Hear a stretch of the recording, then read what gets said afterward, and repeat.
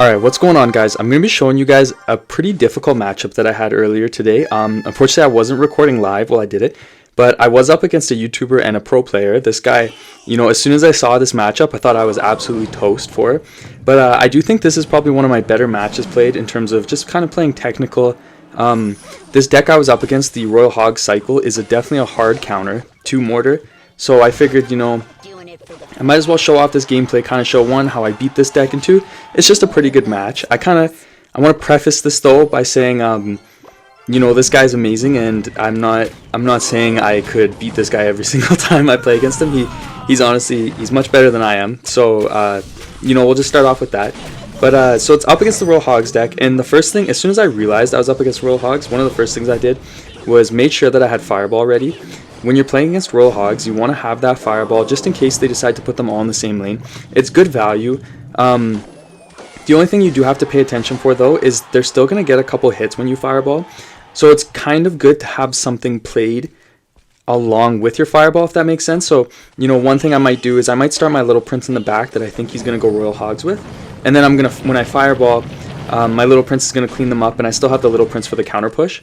So that's just something to kind of be aware of and keep in mind. Now, another thing is, because they have Earthquake, you have to be really careful about where you Mortar.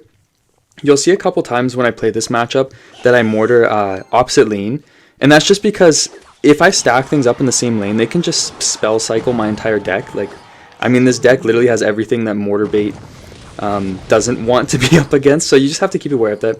But anyway, so I Fireball his pigs, and then I'm kind of just waiting, and I'll pressure opposite lane. And the reason why I'm doing that is because I don't want to get stuck playing the same lane as him. So he'll play his Little Prince to counter me there.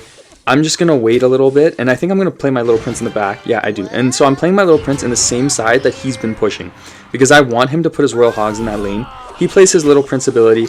Playing the Goblin Gang in the middle like that is just a really easy way to counter the Little Prince. Nothing too crazy. And then I'm going to Mortar opposite lane. And so I'm doing that because if he hits that Earthquake, he's not getting value on the tower that he already has a ton of damage on. So he plays the Royal Hogs. I just Fireball that. No big deal. Mortar doesn't get a hit, but that's okay. I know it's not looking like anything too crazy, but this is a very stressful matchup to play against. And if any of you play Mortar Bait, I'm sure you kind of know that. Now, another thing when you're playing against Royal Hogs is you can sometimes use your Little Prince ability.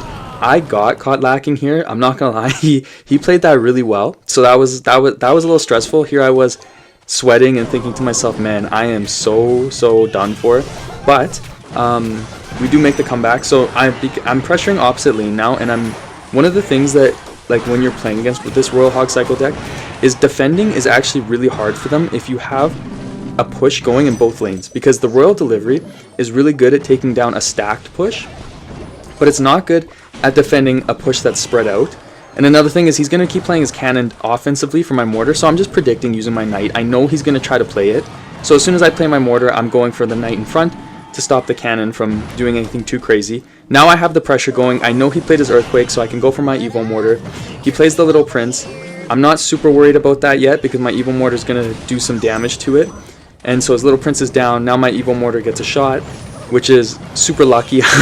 I'm super happy that we got that. He uses his log, so now I go for the Skeleton Barrel. I know he has to either play his cannon or his Royal Delivery, so I'm just going to wait a bit, go for the Mortar, because he doesn't have Earthquake right now. He goes to cycle for his Earthquake, but every time he has to use that Earthquake, it's dead elixir. So he has to play the Earthquake and something else to stop my Mortar from getting 1 or 2 shots. And so while he's cycling, I can usually get back to my Fireball in time.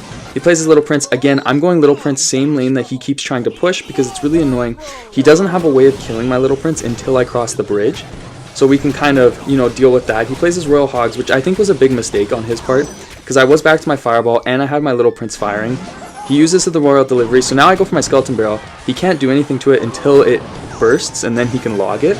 But at that point, he's in a bit of trouble.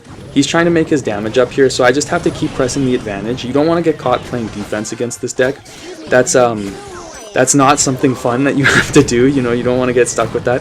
Now because he's really pressuring, I know I have the damage advantage, so I'm just trying to play offensive. And I'm playing my Mortar, doing whatever I can to stop him from getting on tower. And then here, the game's pretty much over because we got all this damage. But yeah, it was a really close game. It was honestly a ton of fun. this guy's amazing. Mad respect for him. And now we'll go on to some actual live ladder matches while we push higher. But thank you so much for watching. I love all of you. Please subscribe if you enjoy this replay. All right, what's going on, guys? We got another YouTuber matchup. Unfortunately, again, I was just playing casually, you know, playing on my phone for fun, and I realized I'm up against a big YouTuber again. These ones are pretty stressful. But so this guy, he's running the Mega Knight Goblin Giant deck, which is honestly super annoying. And you kind of have to play a little bit unconventional when you're using Mortar bait. So, you know, that was an interesting matchup. So he goes for the Mega Knight here, and I realize what I'm up against. So I decide I'm going to ignore the Fisherman. It's going to get a lot of damage, but I know I'm about to get absolutely smoked on that right side by the Mega Knight if I don't. I got a little bit unlucky there, playing the Goblin Gang on the Mega Knight, and the Mega Knight unfortunately locked onto the Goblin Gang when I wasn't planning on having it. But I used my Little Prince ability, and the reason why I did this was just so that I had something that had a lot of HP for the Mega Knight to jump on. So then I go for the Mortar here because I figure, you know, I have a decent amount of elixir, and he goes for the Fireball.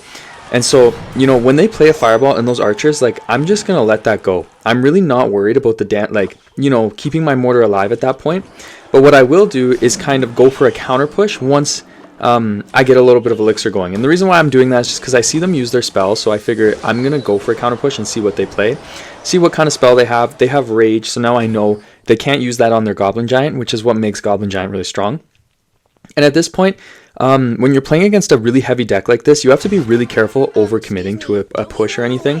So, you know, to cycle, I'll go for a little bit of an offensive play. He'll go for the Mega Knight. Learn my lesson. Not a good play. So I'll just play my Knight again on the Mega Knight. The Knight will counter the Mega Knight pretty well. He goes for the Fisherman, so I'm going to play my Little Prince, and I'm going to use my Little Prince ability. Or not my Little Prince ability, sorry, my Mortar. Sorry for the mix-up there. So the reason why I played my Mortar again was because then the Little Prince on the left side would lock onto the Mortar, and the Mega Knight would jump on the Mortar, and it's enough that it won't die from one Mega Knight jump. So it's kind of just a heavy tank. It's an unconventional way to play, and then using the Little Prince ability again just to kind of wrap things up on that defense. And so now we're in double elixir. This is where he's most dangerous, and I'm in a bad place here because I don't have good cards. So I'm going to play my Knight down on the Goblin Giant, and I'm going to wait till he plays the Rage, then I play my Goblin Gang. I play the Knight so that the Goblin Giant Spear Goblins lock onto my Knight, and then when he plays the Rage, not everything dies. So then I go for the Evolved Mortar, play the Skeleton Barrel in front to tank, but now I have a lock on tower, and at this point it's honestly like he's done. There's nothing he can do.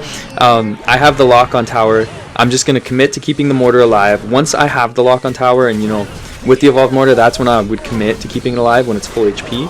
And he's kind of, you know, he's getting clapped at this point. I hate to say it, but he's getting absolutely demolished. And so now I just know I'm just going to play defensive Mortar.